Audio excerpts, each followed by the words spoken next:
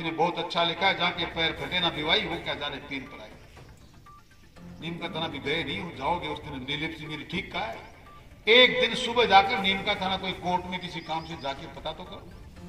मेरे परिवार में मेरे बाद आज की तारीख में राजनीति करने वाला कोई व्यक्ति है नहीं। मैं धन्यवाद देना चाहता हूं आपको, आपने रामदेव जी कंडीराम की मूर्तियां लगाई। पूरी जिंदगी मरने के बाद भी 15-20 साल और जीने के बाद भी दुनिया में कोई मूर्ति नहीं लगाने वाला। मैं तो चाहता हूं सुदेव पुराटे के लिए मर जाऊं, कम से कम एक मूर्ति तो लग जाए। आपने दुश्मन को पहचाना होता तो कल आपकी नाक नहीं कटती। सरेआम आपके सामने मुर्दाबाद के नारे नहीं लगते।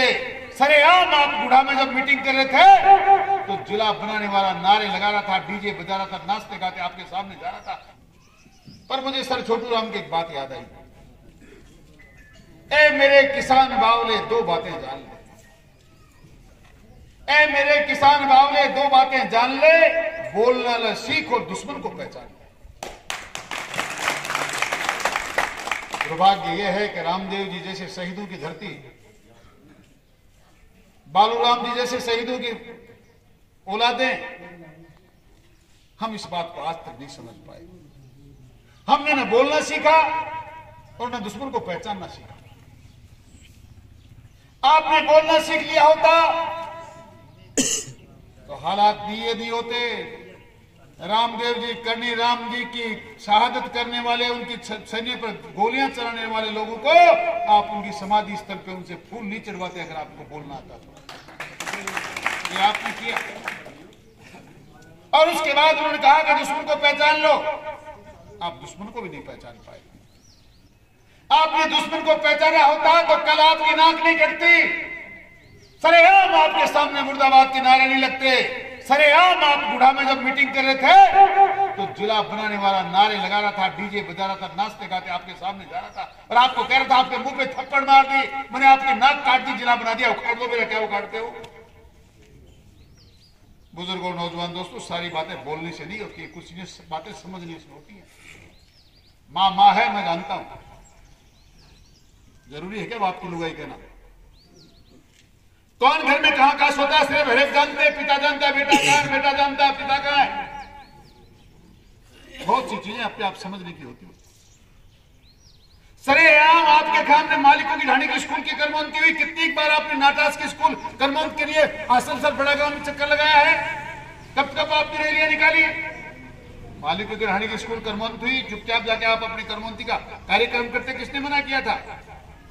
पर पता था गुढ़ा में संघर्ष समिति आंदोलन कर रही है, किसानों को आग लगी हुई है, इनको पता लगना चाहिए। मैंने नीम का थाना जिला बना दिया है। आपके सामने आपकी छाती पर मूंग दल के गए और नाचते गाते गए। आप कुछ नहीं कर पाए।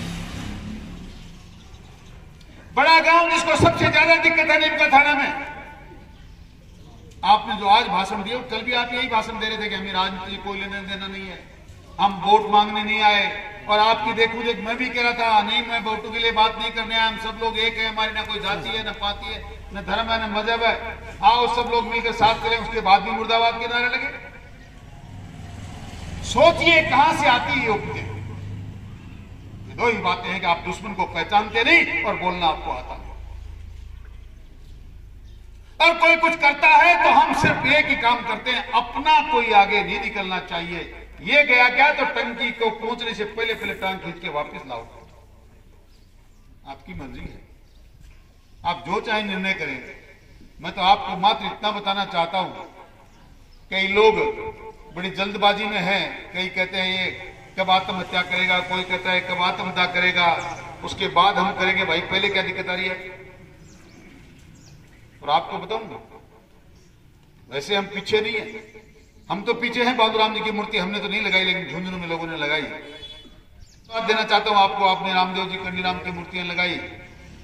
पूरी जिंदगी मरने के बाद भी 15-20 साल और जीने के बाद भी दुनिया में कोई मूर्ति नहीं लगाने वाला। मैं तो चाहता हूं सुदेव पुराटे के लिए मर जाऊं, कम से कम एक मूर्ति तो लग जाए।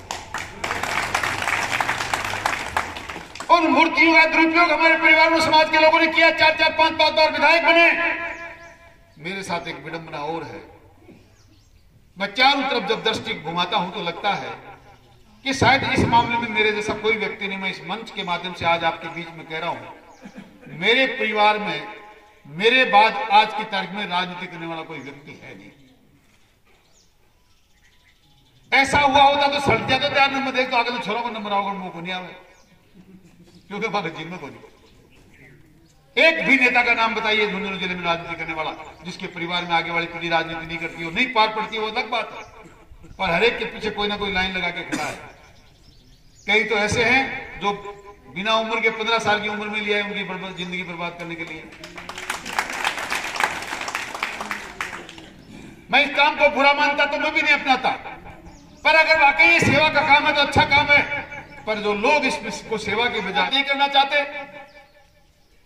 पर एक बात आपसे बताना चाहता हूं, किसी ने बहुत अच्छा लिखा है, जहां के पैर फटे ना बिवाई हो क्या जाने तीन पर आई। नीम का थाना भी गए नहीं हो, जाओगे उस दिन दिलीप सिंह मेरी ठीक कहा है।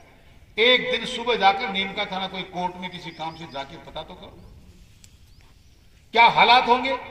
चाय पीने के लिए हम झुंझुनू चले जाते हैं, केला खरीदने के लिए चले जाते हैं, सेब खरीदने के लिए चले जाते हैं।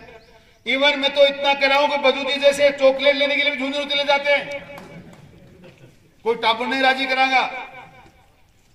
नीम का थाना जाना कोई आसान काम नहीं, और आसान काम हो भी तो मेरी बात सुनिए आप।